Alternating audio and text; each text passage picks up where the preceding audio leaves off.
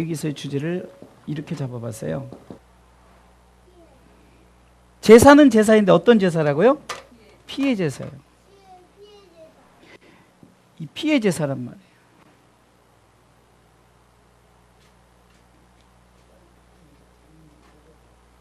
자, 그러면은 구약에는 짐승의 피로 제사를 드렸죠. 그렇죠? 신약에는 예수 그리스도의 피로 제사를 지냈어요. 그렇죠? 지금 이 시대는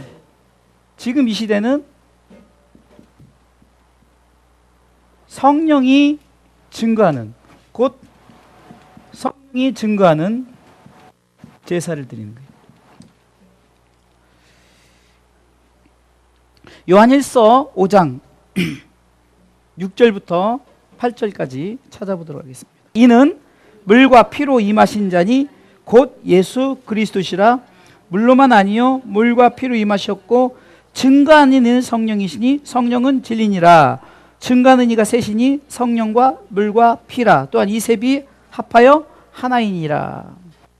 우리가 알다시피 구약은 짐승의 피로 제사를 드렸고 신약은 예수님이 이 땅에 오셔서 단번에, 그래서 히브리서 9장 22절 말씀처럼 결국은 피 흘림의 제사를 우리는 드려야 되는 거예요. 지금 이 시대는 성령이 구약과 신약을 증거하면서 우리 가운데 어떻게 피를 흘리며 제사를 드려야 될지를 말씀하고 있는 거예요. 그래서 성령께서 우리로 하여금 피의 제사를 어떻게 드려야 되는가를 말씀하시는 시대를 우리가 살아가고 있다는 거예요. 아멘.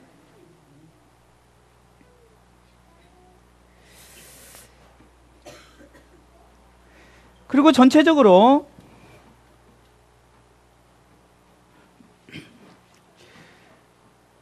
창세기는 하늘에서 하나님이 말씀하셨어요.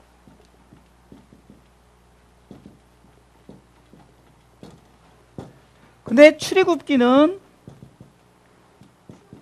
산에서 말씀하시. 레위기는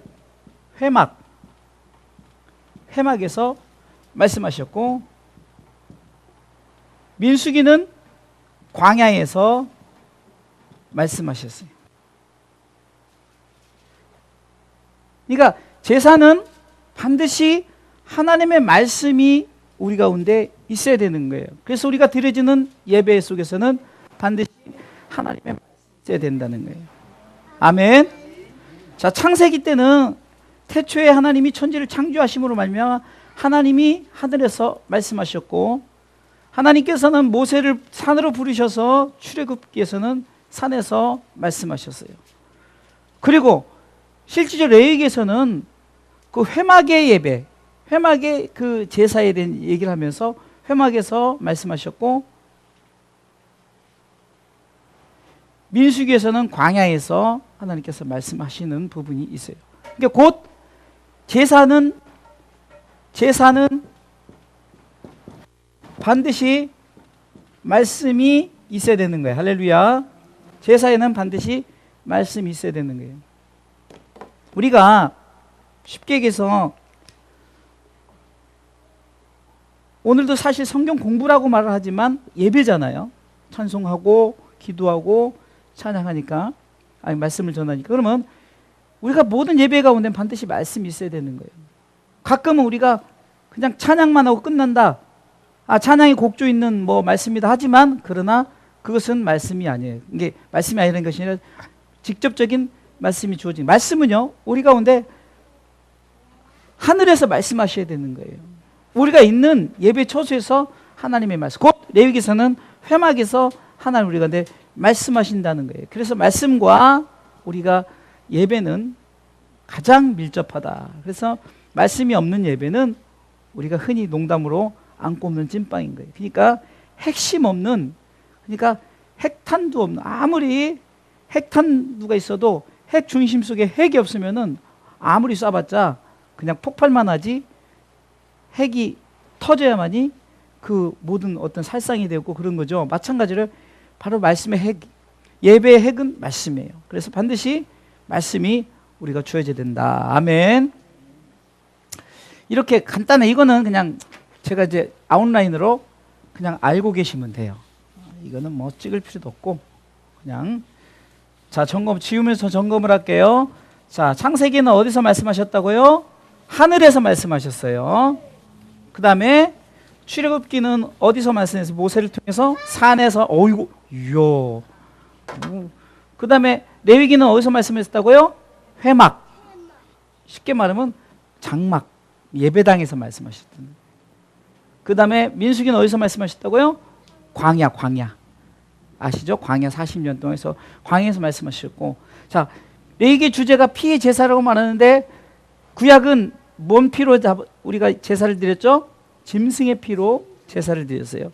근데 신약엔 누구의 피로 제사를 단번에 드렸죠? 예수 그리스도의 피로.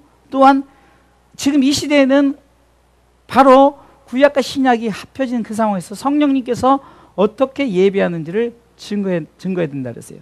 자, 그러면 오늘은 그냥 사실 뭐 우리가 어르신들도 계시고 뭐 저도 그렇고 우리가 무슨 성경을 뭐 신학생처럼 그냥 저기 할 것도 없고 그냥 전체적으로 그냥 레위기에서 아웃라인 하는데, 제가 레위기를 전체를 그렇다면은 레위기에서는 아까 말했지만 레위기에서는 어디서 말씀하셨다고 그랬어요? 회막. 그래서 오늘은 회막에서 곧 말씀한다는 건 우리가 회막에서 뭘 하는 거예요? 그러니까 회막을 우리가 어떤 예배 드리는 장소에 뭐 예배당이라고 칩시다. 예배당. 그냥 아주 쉽게 그냥 회막을 예배당으로 치면은 이 회막의 예배당에서 세 가지 반드시 있어야 돼요. 그래서 제가 회막의 그 정의, 그러니까 정의라기보다도 어떤 꼭 필수 요건, 회막에서 필수 요건은, 자, 그것을 제가 오늘 생각해 보겠습니다. 첫 번째는 뭐냐? 예배가 있어야죠. 그러니까 어떤 예배인가?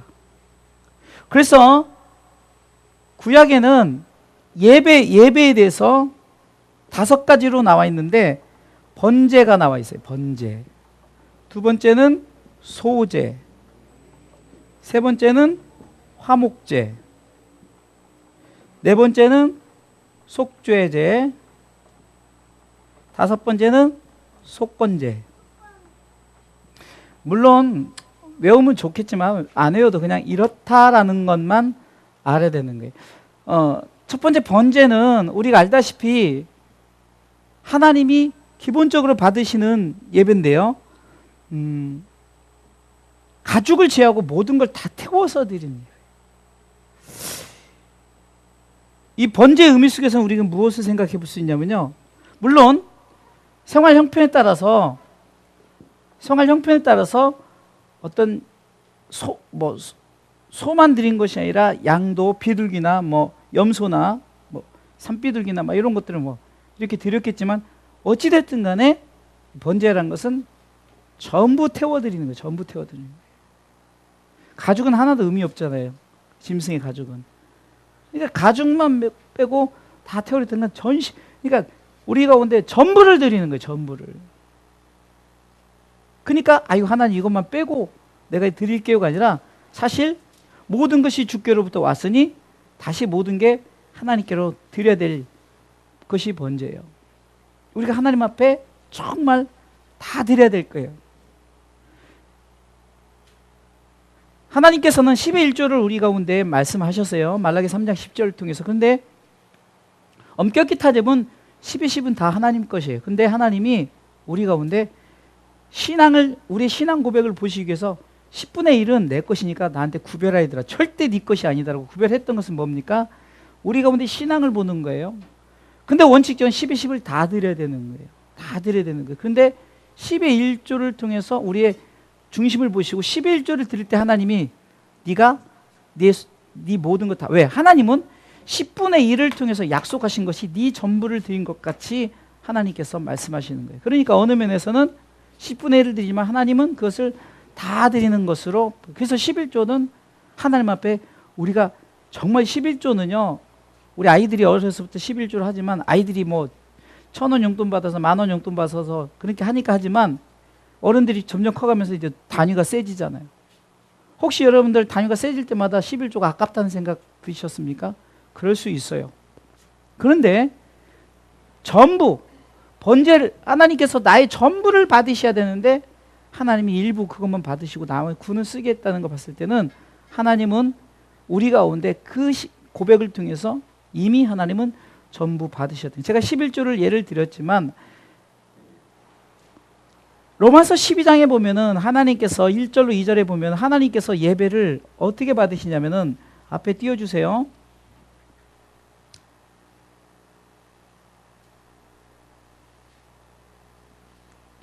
읽어보겠습니다. 1절.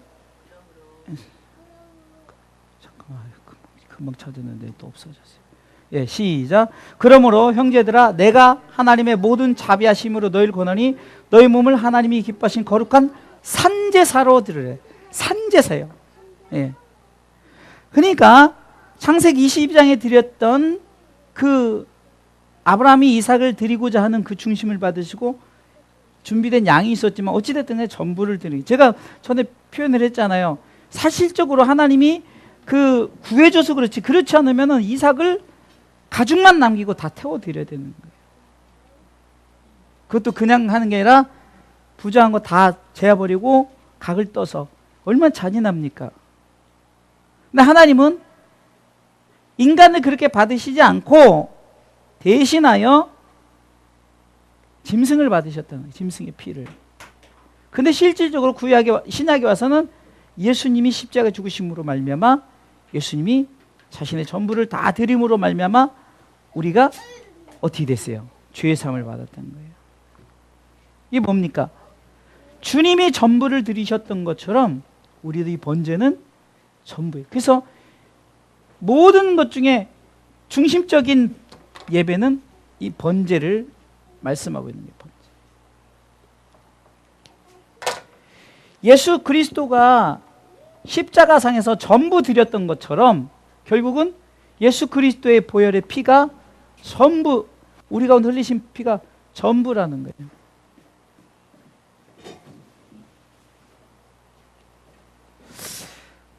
두 번째, 소제는 약식 제사인데요, 곡물을 통해서 곡물을 이용한 피 없는 제사예요. 피 없는 제사.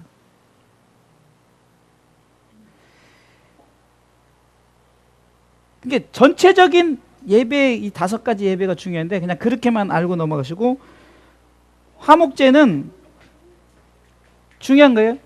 하나님과 사람 사이에 말 그대로 화목하기 위해서, 화평을 위해서, 화목하기 위해서 드리는 예배예요. 화목하게 드리는 예배. 아주 쉽게 그렇게 생각하면 돼요. 그러니까 번제는 전부 드리는 거, 소제는 피 없는 제사예요. 피 없는 제사, 곡물을 통해서 드리는. 왜냐면 여러분들 우리가 돈이 없거나 어떤 그런 상황 속에서는 피의 제사를 드릴 수가 없잖아요. 그러니까 소제를 드릴 수 있는 게, 이게 구약의 제사는 그냥 이렇다는 건 말해야지 이걸 뭐 급히 의미를 따질 필요도 없어요. 그 다음에 속죄제는 내 죄에 대한 죄 용서함을 받기 위한, 그냥 속죄가 뭐죠? 그냥 내가 죄를 용서함을 받게 하는 거다, 그죠? 속죄제사, 말 그대로 속죄제사를 드리는 거예요. 신분에 따라 각기 드릴 수 있지만 어찌됐든 간에 내 죄의 문제 때문에 드린 거예요. 속건제는 하나님의 물건, 곧 성물, 그 다음에 계명, 또한 이웃과의 관계에서 내가 손해를 끼쳤다든가 이럴 때 속건제를 드렸어요. 구약의 5대 제사가 바로 예배죠. 그러면은 예수 그리스도는 이 모든 것을, 그러니까 예수 그리스도는 이 모든 것에 단번에 드린, 여러분들 구약으로 말하면 얼마나 우리가, 아니 지금도 이렇게 예수님 앞에 나와서 한번 예배 드리라도 이렇게 귀찮고. 근데 여러분들 실질적으로 예수님 시대 때 성전에 막 예루살렘까지 와서 생각을 해보세요. 예루살렘 동네 사는 사람은 괜찮겠지만 저 멀리 사는 사람들은 막 며칠을 걸어서 막 끌고 와가지고 예배를, 그러니까 소나 양이나 이런 걸 끌고 못 오니까 어떤 일이 있습니까? 그 성전 부근에서 장사하는 자들이 헌금하려니까 돈을 내야 되니까 그 당시 화폐가 어떻습니까? 로마 화폐를 쓰고, 그렇죠? 유대인 그 이스라엘 화폐를 썼을 거 아니에요. 유대 화폐. 그러니까 화폐가 다르다니까 돈 바꾸는 사람들이 있었고, 그렇죠? 그다음에 막 이쪽에서 음매하고 막 소울음 소리로 막 비둘기 날아다니고 그런 것들이. 그래서 예수님께서 이 집은 기도하는 집이라면서 이렇게 확 그걸 다 했던 게 뭡니까? 결국은 예수님께서 시작한 거예요. 그런 거 다 필요 없다는 거예요. 그런 거 다 필요 없다. 막 돈 바꾸고 비둘기 팔고 막 양 음매 그러고 막 그러니까 막 이건 예배를 드리기 위한 것이 아니라 어떤 형식적인 행위 때문에. 여러분 그러면 예배에서 중요성이 뭡니까? 예수 그리스도가 시켜서 통합을 시켜버렸어요. 얼마나 여러분 구약으로 말하면 여기 여러분들 질질 산 다 각 교회마다 예수님이 오시지 않았다면은 각 교회마다 다 그냥 주일만 되면 다 정신없이 막 소 끌고 양 끌고 막 이렇게 해야 됩니다. 참 하나님이 그런 면에서는 이 과학 문명이 이렇게 발달하고 알고 이랬는지도 몰라요. 그렇죠? 옛날에는 다 넓은 들이고 막 들판이고 막 이렇게 했으니까 막 끌고 다니고 또 이렇게 도심도 이렇게 우리 지금처럼 아파트로 막 세고 막 그리고 교회도 막 그렇게 질 줄 하나님 다 하셨는지 어찌됐든 간에 예수님 오심으로 이 모든 5가지 예배가 통합돼 버렸어요. 그래서 우리가 금방 읽었던 로마서 12장 1절과 2절 다시 한번 볼까요? 다시 한번 읽어보겠습니다. 읽습니다. 그러므로 형제들아 내가 하나님의 모든 자비하심으로 너희를 권하노니 너희 몸을 하나님이 기뻐하시는 거룩한 산 제사로 드려 이는 너희의 드릴 영적 예배니라. 예수 그리스도를 모시고 드리는 예배. 그 안에는 번제 예배가 있을 수 있고 소제 예배가 있을 수 있고 그 하나님과의 관계 속에서 내가 화평 예배가 있을 수 있고 속죄, 이 모든 것이 예수 그리스도. 그러니까 결국은 예수 그리스도, 이 모든 것 속에 예수 그리스도가 담겨져 있는 거예요. 예수 그리스도. 그러니까 화평도 예수 그리스도, 죄 용서도 예수 그리스도, 사람과의 관계 속에서 계명, 하나님과의 관계 속에서나 사람의 관계 속에서 계명을 어겨서 드리는 예배도, 이 모든 것이 통합적인 예배를 드리는 게 바로 우리가 드리는 지금 예배인데, 이 자리에 예수 그리스도를 모시고 예수 그리스도로 우리가 예배하지 않으면은 결국은 그것은 진정한 예배가 아니라는 거예요. 또 예수 그리스도 그분이 말씀 자체이시기 때문에 어디 갔어요? 아까 저였구나. 바로 예배 가운데 예수 그리스도를 모시고 드린다는 건 말씀이신 예수 그리스도가 있어야만이 그 말씀의 역사가 하나님을 통해서 주어지는 줄 믿으시기 바랍니다. 그러니까 간단하게 이 레위기에서 첫 부분에 이 피해 제사의 이 회막의 예배당에서 조건, 예배당 필수 있어야 될 것이 예배죠. 예배가 구약에는 이렇게 5가지 예배가 있었지만 예수 그리스도를 통해서 통합을 시켰다. 그래서 저는 성경에서 말하는 것은 예수 그리스도라는 것을 제가 지난번에도 계속 제가 창세기를 얘기했는데 예수 얘기 나오고 출애굽기를 얘기했는데 예수 얘기 나오고 레위기를 얘기했는데 예수 얘기 나오죠. 하나님이 그렇게 성경을 다 그렇게 만들어 놓으셨어요. 예수 얘기만 하려고 성경이 기록된 줄 믿으시기 바랍니다. 그래서 결국은 히스토리, 역사는 그분의 이야기예요. 예수님의 이야기예요. 그래서 우리가 웬만한 나라는 서기라는 게 뭐죠? 이게 주후에 예수님 탄생 후로 1년부터 해서 지금 2019년을 살아가고 있는 거예요. 예수님 오신 이후로. 근데 뭐 그 전에 이제 그 주 전도 있었겠지만 우리는 실질적으로 예수님 오신 후를 삶을 살아가는 거예요. 자, 두 번째 필수 조건이 뭘까요? 예배에 중보자가 있는 거예요. 쉽게 해서 우리가 하나님께 예배를 드리잖아요. 하나님께 예배를 드리는데 하나님께로 올려드리는 예배의 연결고리가 있는 거예요. 연결고리. 그것을 우리가 중보라고 그러죠. 중보. 그래서 우리가 흔히 중보자는 우리가 예수 그리스도라고 우리가 말씀하고 있습니다. 성경에서 말하는 이 중보자, 자, 히브리서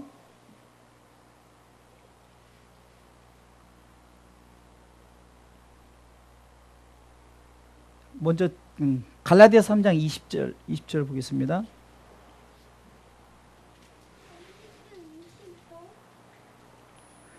자, 읽겠습니다. 중보는 한편만 위한 자가 아니니 오직 하나님은 하나이시니라. 계속해서 읽어볼게요. 디모데전서 2장 5절. 디모데전서 2장 5절. 읽어보겠습니다. 시작. 하나님은 한 분이시요 또 하나님과 사람 사이에 중보도 한 분이시니 곧 사람이신 그리스도 예수라. 아멘. 중보는 하나님을 위해서 있는 거예요. 하나님을 위해서. 그래서 우리가 예배는 당연히 하나님께 드리는 거죠. 근데 하나님께 연결되는 연결자가 있는데, 자, 그런데 구약에는, 근데 이것도 뭐 구약과 신약으로 나눠지겠죠. 구약에는 흔히 대제사장이 있죠. 대제사장. 예? 대제사장.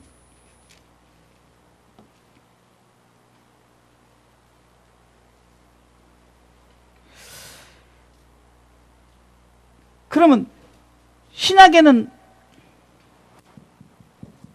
대제사장 대신 예수 그리스도가 있는 거예요. 자, 실질적으로 이 구약의 번제, 소제, 화목제, 속죄, 속건제를 드릴 때는 특히 번제는 대제사장이 중심으로 드렸단 말이에요. 대제사장이 1년에 한 번씩. 그것을 히브리서 9장 7절에 보니까 히브리서 9장 7절 읽어보겠습니다. 오직 둘째 장막은 대제사장으로 1년씩 1년 1차씩 들어가되 피 없이는 아니하니 이 피는 백성의 허물 위하여 드리는 것이라. 11절 보겠어요? 그리스도께서 장래 좋은 일에 대제사장을 오사 손으로 짓지 아니한 곧 이 창조에 속하지 아니한 더 크고 온전한 장막으로 말미암아. 여기서 성경이 말씀하고 있죠. 7절과 11절에 대제사장을 얘기하고 대제사장이신 예수 그리스도를 말씀하고 있죠. 또 성경에 보니까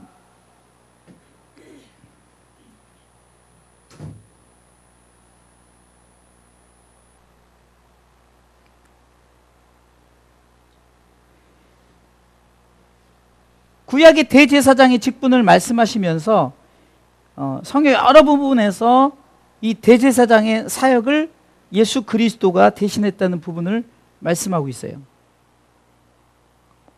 전체적으로 히브리서에 많이 기록되어 있는데 히브리서 6장 20절을 보겠어요. 히브리서 6장 20절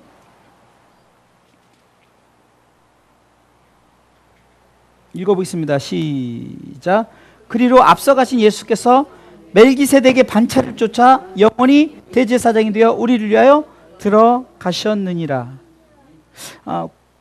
레위기서 보면은 이제 그 대제사장을 구분해서 뭐 옷을 어떻게 입어라, 그리고 여기다 여호와께 성경이라는 패를 붙여라, 옷 수술은 어떻게 하고 막 이게 막 그런 것들이 어떻게 보면 너무 외형적인 걸 쫓다 보니까 그 어떤 캐톨릭이 처음에 이제 어떻게 보면 그들이 주장하는 것이 기독교, 자기네들이 먼저 기독교의 시작이다 이렇게 하죠. 기독교는 아니지만 하여튼간 그 예수님을 믿는 그 캐톨릭이 시작이다 이렇게 말하잖아요.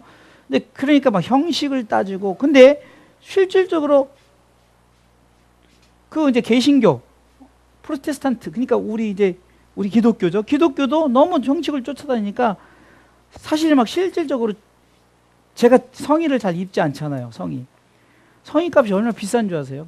그러니까 하여튼간 뭐 성의에다가 뭐에다 뭐 하여튼 뭐 그런 것들이 너무 형식, 이게 어떤 예식을 위해서 필요한 것은 써야 되지만 막 그런 것에 너무 치우쳐서는 안 되는 거예요. 그러니까 없을 때는 우리가 근데 없이도 해야 되는데, 중요한 것은 대제사장 되신 예수 그리스도가 우리의 모든 제사를 대신 드렸단 말이에요. 무엇으로 드렸을까요? 십자가로 드렸죠. 십자가로 드립니다. 십자가. 그래서 우리가 흔히 하나님과 나 사이에 예수 그리스도가 이렇게 십자가에 다리를 놔준 거 아니에요? 깨진 그것에.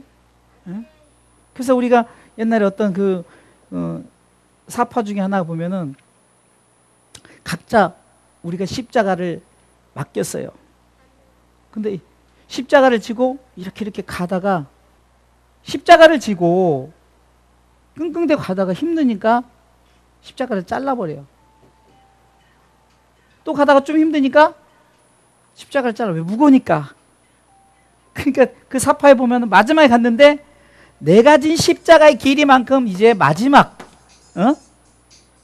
하나님께 나아가는 그 길에 딱 십자가를 딱 놓고 건너가야 되는데 이걸 중간에 다 잘라 먹어버렸으니 여기다 놓을 수가 없잖아요. 그렇게 그런 일이 돼버린 거예요.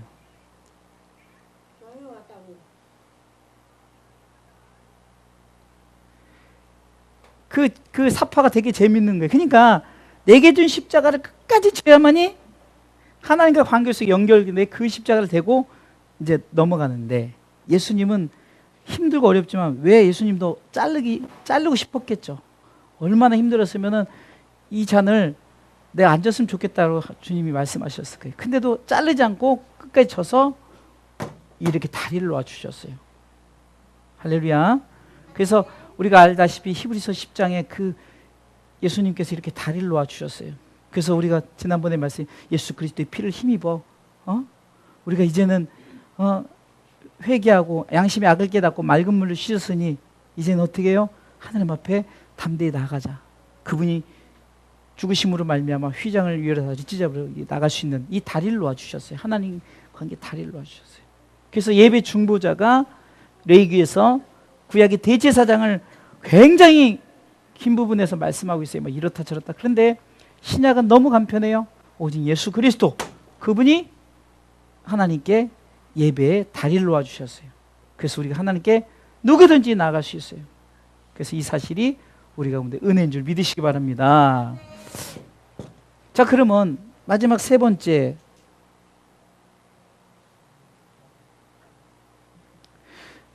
가장 중요한 예배자가 있어야 할 거 아니에요. 예배자. 그렇죠? 잘 보세요. 예배 필수에서 예배가 있어요. 이런 각종 예배. 근데 예배 중보자가 있단 말이에요. 근데 진짜 중요한 것은 이제 예배하는 자가 있어야 하잖아요. 우리가 잘 알다시피 요한복음 4장 23절로 24절에 보면은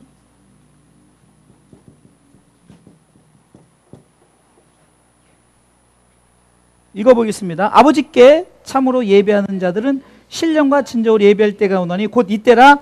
아버지께서는 이렇게 자기에게 예배하는 자들을 찾으시니라. 하나님은 영이시니 예배하는 자가 신령과 진정으로 예배할지니라. 여기서 예배하는 자가 나오죠. 예배하는 자. 예배하는 자. 구약으로 말하면은 제물을 준비한 자들이 있겠죠. 중요한 것은 구약에는 제물을 가져온 자가 있을 거예요. 중보자가 그 제물을 대신하여 드린 거지만 제물을 준비한 자가 있잖아요. 제물을 준비한 자가 있잖아요. 신약에서는 예수 그리스도가 제물이 되셨지만 지금 이 시대에는 우리가 이제 각자 우리가 이제 준비하는 것들이죠. 가장 중요한 거는 우리가 신령과 진정. 그러니까 우리가 예배자가 구약에서 제물을 준비하고 신약에는 예수 그리스도가 제물 되셔서 그냥 완성시켰고 지금 이 시대는 성령과 말씀 안에서예요. 성령과. 그래서 예배하는 자가 준비해야 될 것이 뭐냐? 성령의 임재, 성령께서 우리 가운데 역사하심과 그리고 말씀이신 예수 그리스도, 우리가 그 안에서 예배하는 거예요. 그래서 예배는 바로 하나님께, 구약에는 제물을 준비한 자가 있었고 신약에는 예수님이 대표되시지만 지금 이 시대는 물론 우리가 헌금을 준비한다. 이 헌금은 우리가 하나님 앞에 중심을 드리는 것이지 거룩한 산제물이 아니잖아요. 그러면 성령과 말씀 안에서 깨달아지는 것이 무엇이냐?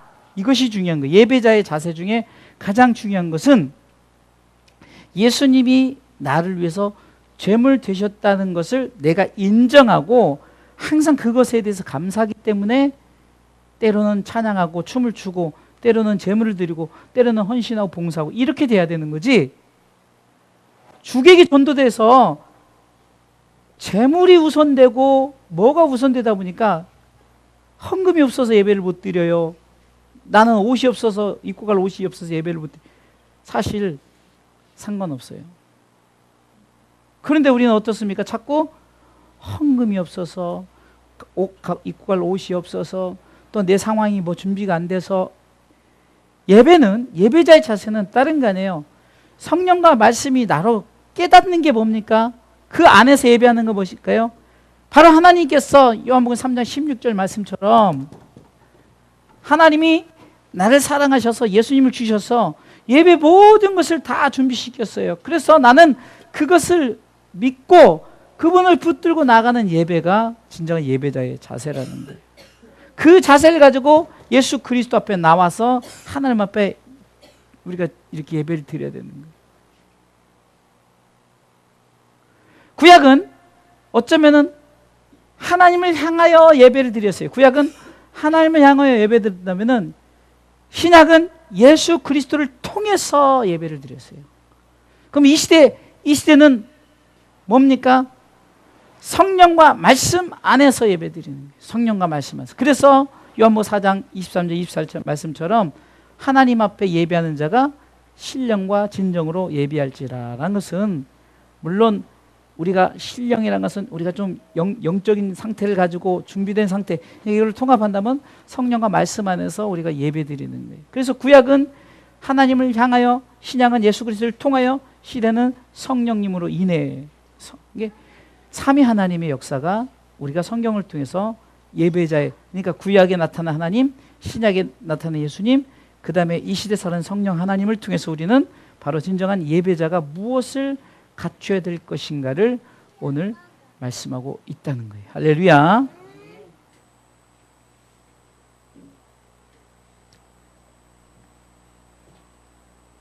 자, 다시 한번 정리할게요. 레위기는 바로 피의 제사가 주제라고 그랬어요. 아멘. 그 레위기에서 전체, 하나님은 창세기에서는 어디서 말씀하셨어요? 하늘에서 말씀하셨고, 출애굽기는 산에서 말씀하셨고, 그 다음에 레위기는 바로 회막에서 말씀하셨고, 민수기는 어디서 말씀하셨다고요? 광야에서 말씀하셨어요. 그러면 오늘 회막에서 말씀하신 예수 그리스도를 우리가 말씀하는 거예요. 그렇죠? 자, 그러면 예배에서, 이 회막에서 드린, 곧 이 시대 예배에서 가장 중요한 요소가, 첫 번째는 예배가 있는데 구약은 5가지 예배가 있었다. 그런데 이 5가지 예배가 각자의 역할이 다르지만 신약에는 예수 그리스도가 이것을 완전히 십자가 달려주시며 통합을 하셨고, 이 시대는 성령 안에서 우리가 이렇게 예배 드리면 된다. 예배 중보자 당연히 있겠죠. 구약에는 대제사장이 1년에 한 차례씩 우리의 재물을 가지고 대신에 드렸지만, 그냥 신약에는 예수 그리스도가 십자가를 지며 단번에 드리셨고, 지금 이 시대 성령께서 우리 가운데 그 깨닫게 하시는 거예요. 진정한 예배 중보자가 누군가를 깨닫게 하시는 거예요. 하나님 말씀과 성령 안에서 하나님께서 깨닫게 하시고, 예배자도 마찬가지예요. 구약에는 제물을 준비해서 드렸고, 신약에 예수를 단번에 제사를 했지만, 지금 이 시대는 성령 안에서 우리가 어떻게 예물을 드려야 될 것인가를 깨닫는 거예요. 때로는 여러분들, 그러니까 봉사가, 여러분들의 헌금이, 여러분들의 어떤 섬김과 헌신 드려진 모든 것들이 뭐 때문에 그렇게 드려진다고요? 깨달아지는 거예요. 아, 내 죄를 용서하시고 주님이 나를 위해서 십자가 지셨구나. 그렇기 때문에 감사해서 예물 드리고 되는 거지. 무슨 여러분들 막 뭔가 막 이렇게, 그러면 우리가 누군가 싸워서 드린 예물도 있을 거 아니에요. 그죠? 누군가 싸워서 드린 예물도 있을 거고, 어떤 관계 속에서 내가 규칙을 어겨서 드린 예배도 있을 거고, 그렇죠? 그 모든 예배 속에서 우리는 어떤 마음으로 예수 그리스도가 나를 위해서 십자가에 달려 돌아가셨기 때문에 그것을 통해서 우리는 하나님 앞에 감사함으로 예배를 드려야 된다. 할렐루야. 자, 시간이 많이 갔지만 레위기를 끝내야 돼요. 왜냐면 안 끝내면 또 이게, 제가 보니까 성경 66권이잖아요. 안 빠지고 해도 1년 안에 못 끝내요. 그렇죠? 그래서 그냥 수박 겉핥기식이지만 그냥 간단하게 이제 이렇게 예배가 레위기 후반부에는 뭐가 나오냐면 이제 절기가 나와요. 절기. 이 절기에는 7대 절기가 나와요. 7대 절기. 이게 대충 우리가 잘 아는 유월절이 있고, 그냥 자 적기만 할게요. 유월절이 있고, 두 번째는 무교절이 있고, 세 번째는 초실절이 있고, 네 번째는 오순절이 있고요. 맥추절이라고 그래요. 맥추절이 있고, 다섯 번째는 나팔절이 있고, 여섯째 번은 대속죄의 일이 있고요. 일곱 번째는 초막절이 있어요. 저는 여기서 그냥 의미 부여만 했으면 좋겠어요. 유월절은 말 그대로 죽음의 사자가, 여러분들 옛날에 우리 팥죽 먹는 게 그 어떤 악귀를 쫓는다 그래서 먹잖아요. 그래서 그런 의미로 우리가 알고 있지만 그것도 성경에서 조금 나오는 부분을 통해서 우리가 알 수 있는데, 마지막 10번째 재앙, 바로가 출애굽을 시킬 때 그 말을 안 들으니까 열전의 장자의 죽음에, 그렇죠? 장자의 죽음 때 이스라엘 백성은 살리는 방법이 있었는데 뭐냐? 그것은 어린 양의 피를 문지방에 바르면은 그 피를 볼 때, 그래서 제가 그 찬양을 할게요. 피를 볼 때 넘어가겠다. 그래서 6월 이게 넘어간다라는 것이에요. 그래서 바로 우리의 죄가 예수 그리스도 피로 말미암아 넘어갔다는 의미로 볼 수 있고요. 예수 그리스도의 보혈의 피를. 무교절은 그러니까 누룩 없는, 그러니까 아까도 세상 맛없는 빵에 맛없는 빵, 아무것도 넣지 않고, 그러니까 그냥 그걸 먹으니까 얼마 받아. 그러니까 아무것도 넣지 않는 어떤 예수 그리스도의 순결, 우리가 그 순결을 본받아서 그리스도의 순결을 따라가야 한다, 그런 의미고, 초실절을 통해서 주는 것은 예수 그리스도의 이제 부활을 의미하고 있어요. 또한 오순절은 그 말 그대로 오순절은 성령 감림절이에요. 성령의 임재. 나팔절에는 그리스도의 재림, 대속죄일은 죄 사함, 초막절에는 나중에 영원한 하나님 나라에 들어간다는 의미를 부여했는데, 이것도 마찬가지예요. 우리가 그 절기를 지내지만 교회에서 보통 그냥 절기를 지낼 때 뭐 다른 건 안 지내고 이거 초실절 맥추절 지내죠. 오순절 맥추절 지내죠. 그다음에 뭐 성령 강림주일 지내주고 뭐 이런 부분들이 있는데, 그냥 무엇을 생각하면 되냐면요, 이것 또한 다 예수 그리스도를 예표하고 있다는 거예요. 절기 또한 예수 그리스도를 말하고자 하는 거예요. 이게 예수 그리스도로 말하면, 6월절에는 바로 예수 그리스도의 피를 통해서 우리가 죄사함을 받는 거, 무교절에는 예수 그리스도의 정결, 순결. 이게 예수 그리스도는 의인이에요. 예수 그리스도는 동정녀 마리아를 통해서 하나님이신 그분이에요. 그런 부분에서 다 예수 그리스도예요. 초실절은 부활을 말씀하고, 오순절에는 성령 강림, 그러니까 성령을 보내주시겠다 약속하신 것이에요. 그리고 그리스도의 재림, 나팔, 우리가 나팔 불 때 나의 이름처럼 재림을 얘기하고, 또 죄사함, 뭐 당연히 대속죄일은 죄사함을 말하는 거죠. 그 다음에 초막절에는 그리스도를 통해 하나님 나라에 들어간 것을 얘기해요. 그러니까 절기를 통해서 우리 가운데, 또 다시 말하지만 절기를 통해서 우리가 예수 그리스도를 발견하는 거예요. 그러니까 절기가 우리끼리 신나는 절기가 되면 안 돼요. 때로는요, 진짜 아무것도 맛없는 빵을 먹으면서 우리가 정말 그리스도를 깨달아야 되고, 우리가 정말로 막 신나게 막 나팔절에는 정말 그리스도의 재림을 바라보면서 나팔 불 때 나의 이름 부를 때면서 막 신이 나야 되고, 마지막 초막절에는 이제는 우리가 하나님 나라에 들어간다는 그런 어떤, 또 추수감사잖아요. 추수를 하는 거잖아요. 추수. 결국은 어떻게 됩니까? 다 알고가 쭉정이 갈라버리고 천국과 지옥을 단. 그러니까 우리는 하나님 나라에 들어가죠. 그러니까 이 구약의 절기도 결국은 무엇을 말씀하고 있는가? 대표적으로 3대 절기를 통해서 6월절에는 예수 그리스도의 피에 대한 얘기하고, 오순절에는 성령 강림을 얘기하고, 초막절 마지막에는 하나님 나라의 임재. 이게 저도 그냥 그 삼위 하나님께서 우리 가운데 이 절기를 통해서도 나타나셨고, 이 절기를 통해서 결국 우리에게 보여주시는 것이 바로 결국은 아주 쉽게 얘기하면은 예수 그리스도를 말씀하고 있다라는 것이죠. 그 외에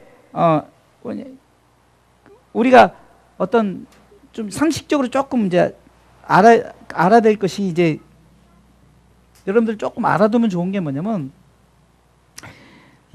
성일이 있어요. 성일. 그러니까 거룩한 날이 있죠. 거룩한 날 중에 가장 대표적인 게 주일이 있죠. 주일. 안식일 있잖아요. 안식일. 이거는 제7일이 안식일이죠. 우리가 잘 아는 안식일이 있을 거고, 안식년이 있죠. 안식년. 안식년이 있어요. 이게 레위기에서 말하는 거예요. 다요. 레위기에서 말하는 안식년이 있는데, 이 안식년은 7년을 말하는 거예요. 7년. 그래서 그 주의 종들이, 목사님들이 좀 쉬고 싶을 때 안식년 해가지고 이제 7년 동안 이렇게 하면은 7년에 1년은 이제 쉬는 거예요. 근데 그렇게 하질 못하죠. 저도 그렇게 말하면 벌써 7년 넘어고 12년째니까 1년 쉬고 이렇게 넘어가는데, 그러지. 하여튼 안식년의 의미가 그렇다라는 거고, 희년은 50년마다 한 번씩 돌아오는 날. 그래서 희년이란 성일이 있고, 아까 절기로는 바로 지금 7가지 절기가 있고요. 레위기에서 나오지 않았지만 우리가 이제 알 수, 그 불임절이라고, 그 하만의 어떤 하만은 우리 영적으로 말하면 마귀잖아요. 이게 하만이 이스라엘 백성을 다, 유대인들 다 죽이려고 말살을 하려고 했다가 지가 만든 장대 지가 매달려 죽거든요. 그것을 통해서 여호와의 불임 해가지고 그 불임절이 이제 생겨났어요. 그래서 그들이 그날은 즐거워 기뻐하면서 그것을 기념하여 드리는 불임절이 있는데, 그것 또한 결국은 예수 그리스도를 통해서 승리했다는 그런 표징이 있죠. 그러니까 크게 해서 레위기에는 이 회막과 뭐가 나와 있냐? 크게 2가지가 있는데, 절기와 이제 뭐 절기 속에는 성일이 포함되니까 어찌됐든 간에 레위기에서는 회막과 절기가 있다는, 회막과 절기. 회막에서 아까 설명을 했고 쭉 설명했죠. 두 번째 절기에서는 유월절, 무교절, 초실절, 오순절, 나팔절, 대속절, 초막절. 사실 저도 못 외워요. 저도 그냥 자료를 준비하고 그래서 그냥 아는 것뿐이니까 이런 것이 있다. 근데 결국은 참으로 복잡한 거를 예수님은 다 쉽게 만들었어요. 쉽게. 이게 모든 절기도 예수 안에서 우리가 예배하면은, 그러니까 모든 속에 이날은 성일이요, 희년이요, 모두 다 예수 안에서, 하나님 나라도 예수 안에서. 그러니까 참 예수님이 이 땅에 오심으로 말미암아 참 복잡한 것을 너무 간편하게 해놓으셨어요. 아주 쉽게 얘기해 놓으셨어요. 오직 예수만 붙들면. 그래서 가끔은 그래요. 나는 무식해요. 나는 나이도 많아요. 아무것도 몰라요. 하지만 그 안에 예수만 있다면은 성경 66권을 다 담고 있는 거예요. 왜? 제가 창세기도 예수 얘기했죠. 출애굽기도 예수 얘기했죠. 레위기도 예수 얘기했죠. 다음 주에 민수기도 예수 얘기할 거고, 다 예수 얘기밖에. 이게 제가 끼워 맞추는 것이 아니라 실질적으로 하나님이 예수님을 얘기하려고 다 이렇게 얘기한 거란 말이죠. 그러니까 막 자꾸 우리가 그냥 역사학적으로 돌아가면은 역사도 무시할 수 없어요. 그러나 역사 자체는 결국은 그리스도를 말하기 위해서, 이 시대에 살아가는 우리에게 그리스도를 말하기 위해서 역사가 이렇게 말하는 것처럼, 역사가 증명하는 것처럼 예수님께서 우리 가운데 이렇게 오셔서 증거한다. 그래서 실질적으로 역사 이야기가 계속 우리에게 나타나는 것이 예수 이야기란 말이죠. 이게 절기도 마찬가지. 모든 것에 예수님 이야기다. 할렐루야.